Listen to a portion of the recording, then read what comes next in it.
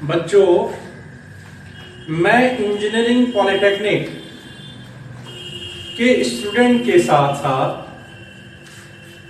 Competitive examination के बच्चों के लिए भी तैयारी करवाता हूं, आईआईटी जेईई और नीट के लिए।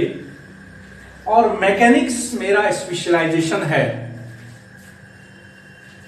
तो जिस साइड के बच्चों से मुझे रिस्पांस अच्छा मिलता है, मैं उसके वीडियोस को ज्यादा अपलोड करता हूं। इसीलिए मैंने अभी एक टॉपिक लिया है कॉलिजन, जो IIT JEE examination, coming examination के लिए बहुत इंपॉर्टेंट टॉपिक है। एक्चुअली बच्चे फंडामेंटली किसी चीज को डेप्थ में जब समझ जाते हैं तो फिर वो कोई भी न्यूमेरिकल उनसे बन जाता है। तो इसीलिए हमने कॉलिजन टॉपिक को लिया है। देखिए, कॉलिजन एक्चुअली है क्या कि इलास्टिक बॉडी, दो इलास्टिक बॉडी यदि किसी प्लेन पर मूव कर रहा हो तो इलास्टिक बॉडी, ये ए और बी दो इलास्टिक बॉडीज है, और ये दोनों के ऊपर एरो हमने दिखाया, मतलब दोनों एक ही डायरेक्शन में जा रहा है। दोनों एक दूसरे के अपोजिट भी आ सकता है और दोनों एक दूसरे के तरफ एक ही दिशा में भी दोनों मूव कर सकता है। तो यहां हमने पहला केस ये लिया कि ए और बी ये दो इलास्टिक बॉडी है जिसका मास m1 और m2 है, यानी अलग अलग मास का दो बॉडी है, और ये दोनों एक हॉरिजॉन्टल प्लेन के ऊपर मोशन में है। तो इस दोनों बॉडी में कॉलिजन कब होगा कि जब इस बॉडी की वेलोसिटी इस बॉडी के वेलोसिटी से ज्यादा होगी, तब ये बॉडी जाके इसको कोलाइड करेगा, इंपिंज करेगा। कॉलिजन को हम लोग इंपिंज या इंपैक्ट भी बोलते हैं। यानी ये बॉडी इसे कोलाइड तब करेगा, इंपैक्ट इसमें तब करेगा जब इसकी गति तेज होगी, यानी इसकी वेलोसिटी तेज होगी। जैसे कि आपको किसी को पकड़ना है तो पीछे जो लोग हैं उनको तेज दौड़ना पड़ेगा आगे वाले को पकड़ने के लिए। इसलिए the velocity of A is more than velocity of B for collision. यानी कॉलिजन के लिए इसकी वेलोसिटी ज्यादा होनी चाहिए। मान लिया कि ये वेलोसिटी जो है ये u1 है, पहली वेलोसिटी जो हमने लिया, ये वेलोसिटी हमारा u1 है, ए का, इलास्टिक बॉडी ए का, और इसकी वेलोसिटी u2 है। तो जब ये बॉडी इसमें टकराए, इसमें जाके कोई कॉलिजन करेगा, तो उस वेलोसिटी को कहते हैं velocity of approach. Velocity of approach means कि ए बी को अप्रोच करेगा। कब अप्रोच करेगा, यानी कब उससे टकराएगा, कब उससे कोलाइड करेगा। तो वेलोसिटी ऑफ अप्रोच जो होती है, वेलोसिटी ऑफ अप्रोच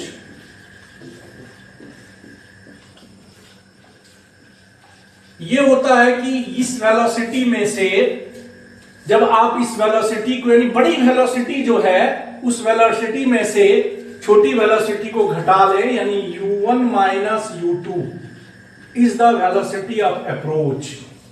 बड़ी वेलोसिटी में से छोटी वेलोसिटी को घटा लें, उसे वेलोसिटी ऑफ अप्रोच कहते हैं। यानी जिस वेलोसिटी के वजह से ये बॉडी जाके इसमें टकरा रहा है। जैसे मान लीजिए समान गति से दोनों बॉडी चल रहा है तो दोनों कभी कोलाइड नहीं करेगा। या मान लीजिए इसकी गति कम है तो ये कभी कोलाइड नहीं करेगा बी से, क्योंकि डिस्टेंस बढ़ता चला जाएगा। लेकिन ए की वेलोसिटी यदि ज्यादा है तो जिस ज्यादा वेलोसिटी की वजह से ये बी को कोलाइड करता है, टकराता है, तो उसे कहते हैं वेलोसिटी ऑफ अप्रोच। ये वेलोसिटी ऑफ अप्रोच कहलाता है। अब देखिए, ये बॉडी मान लीजिए कि यहां टकरा गई, इस बॉडी दोनों में कॉलिजन हो गया। तो कॉलिजन होने के बाद इस बॉडी की वेलोसिटी तेज होनी चाहिए, तब वो उससे अलग होगा। यानी ए बी के साथ जाके टकराया, और बी को यदि ए को छोड़ के बी को आगे भागना है तो b की वेलोसिटी ज्यादा होनी चाहिए टकराने के बाद, तब वो a को छोड़ के b आगे भागेगा। तो उसे कहते हैं वेलोसिटी ऑफ सेपरेशन। तो वेलोसिटी ऑफ सेपरेशन मतलब a जब b में सटा और b a को छोड़ के आगे भागा, तो उसे वेलोसिटी ऑफ सेपरेशन कहते हैं। This is the velocity of separation. Velocity of separation. तो वेलोसिटी ऑफ सेपरेशन जबकि कोलाइड हो जाता है दो बॉडी, तो कोलाइड होने के बाद वेलोसिटी चेंज कर जाती है दोनों की। मान लीजिए ये बॉडी इसमें टकराने के बाद इसकी वेलोसिटी हो गई v1, इसकी वेलोसिटी हो गई v2। तो अब वेलोसिटी ऑफ सेपरेशन क्या होगा कि v2 की वैल्यू ज्यादा होनी चाहिए v1 से। तो इसलिए v2 minus v1 is the velocity of separation. यानी कि टकराने के बाद b की वेलोसिटी a की वेलोसिटी से ज्यादा होगी, तब ये बॉडी आगे भागेगा a को छोड़कर। जब आगे आप न्यूमेरिकल बनाएंगे तो बहुत सारा इस तरह का न्यूमेरिकल आएगा कि एक बॉडी आया दूसरे से टकराया और वो दोनों बॉडी साथ मूव कर रहा है। ये सारी केसेस आपके सामने आएंगे, लेकिन आप पहले फंडामेंटली सारी इन चीजों को, फंडामेंटल चीजों को समझ लें। तो velocity of separation equal to v2 minus v1। अब ये वेलोसिटी ऑफ अप्रोच और वेलोसिटी ऑफ सेपरेशन, ये दोनों जो है, इन दोनों का जो रेशियो है, इन दोनों रेशियो को कहते हैं कोएफिशिएंट ऑफ रेस्टिट्यूशन। एक्चुअली देखिए ये जो कॉलिजन है, ये न्यूटन्स लॉ ऑफ कॉलिजन कहलाता है। न्यूटन साहब ने इस थ्योरी को दिया, न्यूटन्स लॉ ऑफ कॉलिजन। तो न्यूटन साहब का कहना है कि ये जो वेलोसिटी ऑफ अप्रोच और वेलोसिटी ऑफ सेपरेशन, यानी कि जैसा अप्रोच वैसा सेपरेशन, जिस तरह से जितनी चोट ये जोर से इसमें मारेगा उतनी तेज ये आगे भागेगा भी, जितना धीरे ये मारेगा उतना धीरे ये आगे भागेगा। तो वेलोसिटी ऑफ अप्रोच और वेलोसिटी ऑफ सेपरेशन में एक रिलेशन है कि ये डायरेक्टली प्रोपोर्शनल है। तो न्यूटन्स लॉ ऑफ कॉलिजन यही है कि ये डायरेक्टली प्रोपोर्शनल होते हैं, यानी velocity of separation is directly proportional to the velocity of approach. This is the Newton's law of collision. और न्यूटन्स लॉ ऑफ कॉलिजन में अब जब दोनों का डायरेक्टली प्रोपोर्शनल करेंगे by Newton's law of collision, तो उसे कैसे लिखेंगे कि वेलोसिटी ऑफ यानी v2 minus v1 directly proportional to u1 minus u2। यही डायरेक्टली प्रोपोर्शनल है। अब यदि इसे इक्वल लगा दें, सॉरी यहां v1 है, अब ये v2 minus v1 equal to, यदि इसका कांस्टेंट हम e ले लें, u1 माइनस u2, ये देखिए, तो therefore E equal to v2 minus v1 upon u1 minus u2। ये फॉर्मूला बना, ये इसी को कहते हैं कोएफिशिएंट ऑफ रेस्टिट्यूशन। ये जो E है उसके कोएफिशिएंट ऑफ रेस्टिट्यूशन कहलाता है। E where E is equal to coefficient of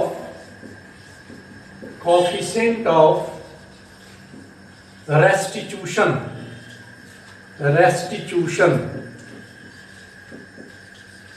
ये कोएफिशिएंट ऑफ रेस्टिट्यूशन कहलाता है, या इसे कोएफिशिएंट ऑफ रेस्टिट्यूशन को डिफाइन करें हम दूसरे ढंग से, तो it is the ratio of velocity of separation to the velocity of approach. तो इस फॉर्मूले को हमें याद रखना है ठीक से, ये बहुत इंपॉर्टेंट फॉर्मूला है। और देखिए वेलोसिटी ऑफ सेपरेशन जो है हमेशा कम होगा वेलोसिटी ऑफ अप्रोच से, क्योंकि ये जो डिफरेंस हमने निकाला है वेलोसिटी ऑफ अप्रोच में u1 माइनस u2, और वेलोसिटी ऑफ सेपरेशन में v2 माइनस v1, तो हमेशा v2 माइनस v1 की वैल्यू हमेशा वेलोसिटी ऑफ अप्रोच से वेलोसिटी ऑफ सेपरेशन की वैल्यू कम होती है, और न्यूमरेटर जब कम होता है तो इसीलिए कोएफिशिएंट ऑफ रेस्टिट्यूशन की वैल्यू लेस देन 1 होगा, यानी 0 to 1 के बीच होगा। तो अब देखिए ये जो कोएफिशिएंट ऑफ रेस्टिट्यूशन E है, ये एक्चुअली कोएफिशिएंट ऑफ रेस्टिट्यूशन 0 और 1 के बीच है, लेकिन ये इलास्टिक बॉडीज के लिए है, यानी बॉडी दोनों इलास्टिक होना चाहिए। कंडीशन ये है कि दोनों बॉडी को इलास्टिक होना चाहिए, क्योंकि इलास्टिक बॉडी की प्रॉपर्टी ये होती है कि जब ये इसमें कोलाइड करेगा तो ऐसा ना हो कि इसका शेप चेंज हो जाए। यदि इसका शेप चेंज हो गया जोर से टकराने पर, तो फिर वो चीज जो फॉर्मूला हम लोग ड्राइव कर रहे हैं वो फॉर्मूला फॉलो नहीं होगा। So it is must to follow the rule of elasticity. So both bodies are elastic, जिससे कि ये जब इसमें कोलाइड करे तो इसके शेप में कोई चेंजेस ना आए, ऐसा हमें एज्यूम करना है। ये एजम्पशन है कि हमें इलास्टिक बॉडी को ये अपने शेप को रिगेन कर लेगा। जैसे ये इसको कोलाइड करेगा थोड़ी देर के लिए इसका शेप चेंज होगा, लेकिन ये अपने शेप को रिगेन कर लेगा। इसलिए इलास्टिक बॉडी की यही प्रॉपर्टी होती है कि वो अपने शेप को रिगेन कर लेता। तो coefficient of restitution is the ratio of velocity of separation to the velocity of approach, and its value varies between 0 to 1। यदि ये मान लें, यानी कि यहां पर E को हम ये कह सकते हैं कि if E equal to 0, यदि E का मान 0 हो जाए, E का मान यदि 0 हो जाता है तो इसका मतलब ये है कि बॉडी जो है इन इलास्टिक, यानी प्लास्टिक बॉडी है, शेप बदल गया। तो इसीलिए द बॉडीज आर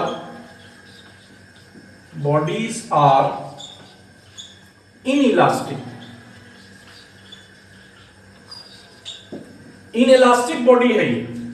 यदि equal to 1, the bodies are perfectly elastic. अब देखिए तीसरा हो सकता है कि यदि E की वैल्यू जो हो, E की वैल्यू 0 से और 1 के बीच हो, यानी कि 0 से बड़ा और 1 से छोटा, ये है E की वैल्यू। यानी E, यहां पर E हम लिख रहे हैं कि E वैरीज बिटवीन 0 एंड 1, यानी 0 और 1 के बीच हो, तो इसे इलास्टिक बॉडीज कहेंगे। The bodies are elastic. The bodies are elastic। कहने का मतलब है कि इन चीजों को हम यदि ये फॉर्मूले को याद रखें और इस कंडीशन को याद रखें, क्योंकि इस पर डिपेंड ऑब्जेक्टिव्स में आपको हेल्प मिलेगा। इस फॉर्मूले को याद रखिए, आगे आपको न्यूमेरिकल में बहुत हेल्प मिलेगा। और यदि आप क्रमशः सारी क्लासेस को ठीक से सुनेंगे तो कॉलिजन से कोई भी ऐसा सवाल नहीं होगा जो आपसे नहीं बनेगा, क्योंकि इसमें बहुत सारी चीजें हैं जो कॉलिजन में, जो बहुत मजा भी आएगा आपको पढ़ने में। लेकिन उसके लिए यह है कि आप रेगुलर सारे लेक्चर्स को सुनते रहें। ये मेरा कॉलिजन पे लेक्चर 1 है, ये L1 है, इसको हमने लेक्चर 1 रखा है। आगे हम बताएंगे कि न्यूमेरिकल पे आके हम कैसे क्वेश्चन को सॉल्व करते हैं। एक फंडामेंटल हमने जानकारी दी आपको कोएफिशिएंट ऑफ रेस्टिट्यूशन और कॉलिजन के बारे में। तो ये फिर हम आपको आगे बताएंगे कि 2 बॉल है, 3 बॉल हो जाए, 4 बॉल हो जाए तो कैसे करेंगे। फिर बहुत सारी कंडीशंस हैं, यदि बॉल जो है प्लेन, एक प्लेन पे ना हो, 2 अलग अलग प्लेन पर हो। Lot of informations are in collision, and आपको उसके बारे में जानकारी दी जाएगी। बस आपका रिस्पॉन्स हमें अच्छा मिलना चाहिए। Okay, thank you.